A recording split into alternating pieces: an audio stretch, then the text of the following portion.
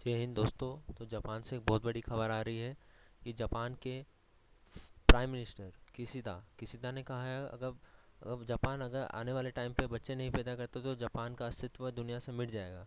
ये देखिए, the first post की कटिंग से ये द फर्स्ट पोस्ट में छापा गया है कि no babies no Japan, PM Kishida एड से कंट्री विल डिसअपियर। तो आइए हम जानते हैं कि जापान का जो फर्टिलिटी बर्थ रेट है वो दुनिया में सबसे ज़्यादा कम और कितना है, और जापान के क्या क्या कारण हैं जो फर्टिलिटी रेट इतना गिर गया है। Japan will disappear if people don't have more babies, PM said Kishida. ये साउथ चाइना मॉर्निंग पोस्ट है, जापान का मतलब साउथ चाइना का बहुत बड़ा अखबार है ये।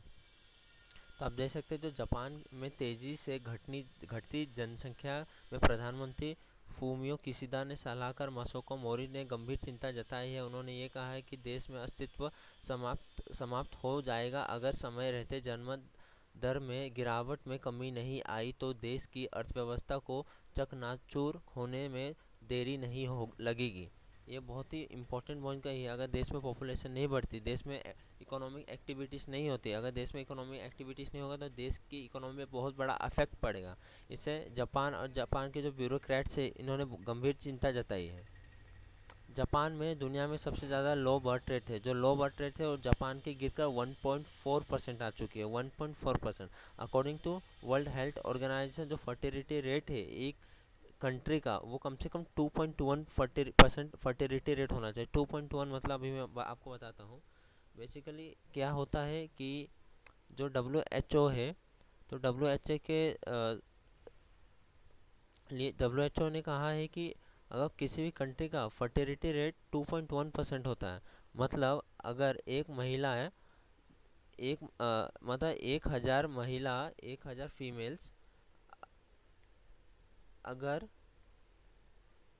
2100 चिल्ड्रंस को बर्थ देंगी तो वो उस कंट्री की ही पॉपुलेशन है, जो पॉपुलेशन है वो स्टेबल रहेगी, मतलब जितनी जनसंख्या उतनी ही रहेगी।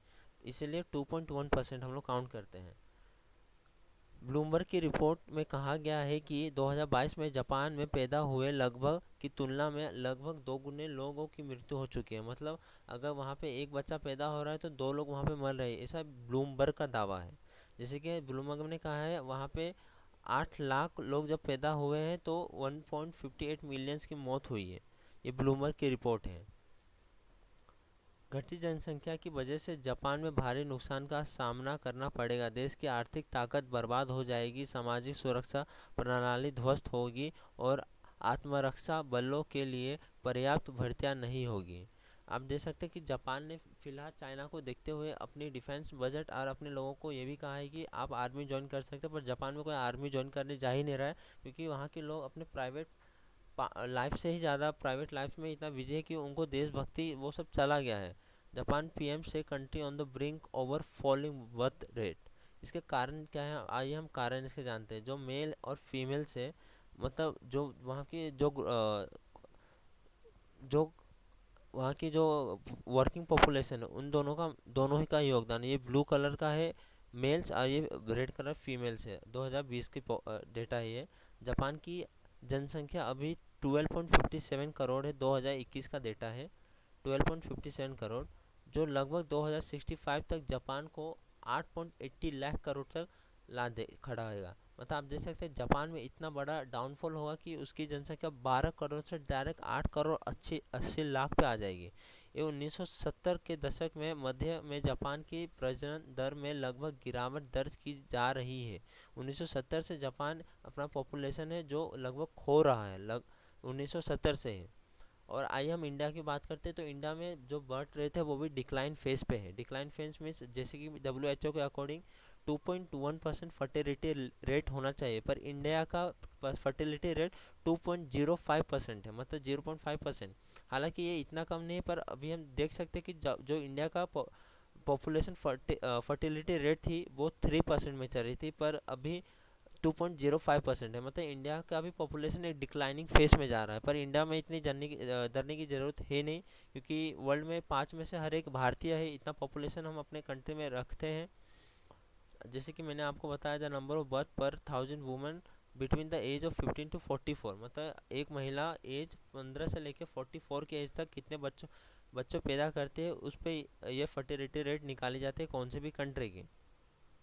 बच्चे पैदा क्यों नहीं करना चाहता परेशान लोगों को, क्या दिक्कत आती है, आइए हम इसके बारे में जानते हैं।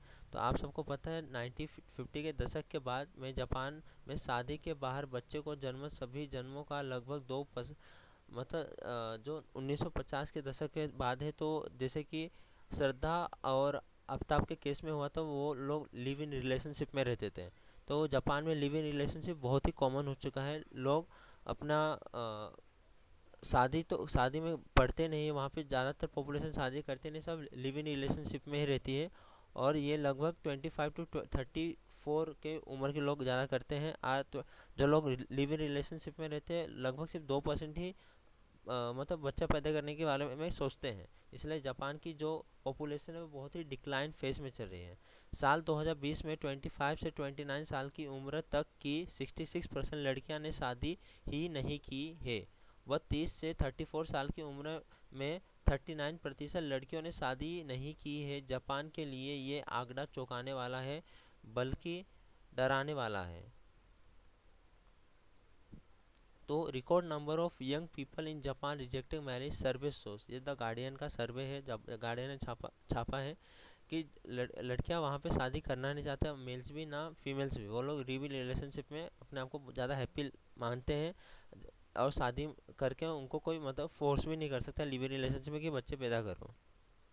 हालांकि एम्प्लॉयमेंट रेट में जो वुमन की वृद्धि हुई है, एम्प्लॉयमेंट रेट में जापान की वुमेंस ने ज़्यादा पार्टिसिपेट किया है। आप इस ग्राफ में देख सकते हैं, जो जापान में 2013 में 47% वुमेन वर्कफोर्स में इन्वॉल्व थी, आज 2022 में 53% वुमेन्स वर्कफोर्स में इन्वॉल्व हैं। तो ये दिखाता है कि ज़्यादा वुमेन एंगेज हो रही है अपने आप को और इंक्रीज़ करने में, अपना स्किल्स बढ़ाने में, अपने आप को और प्रोडक्टिव लाइफ, एक लग्जरियस लाइफ देने में। जापान की जो युवा लड़कियां हैं वो देश के आर्थिक अवसरों में तेज़ी से सुधार कर रही है।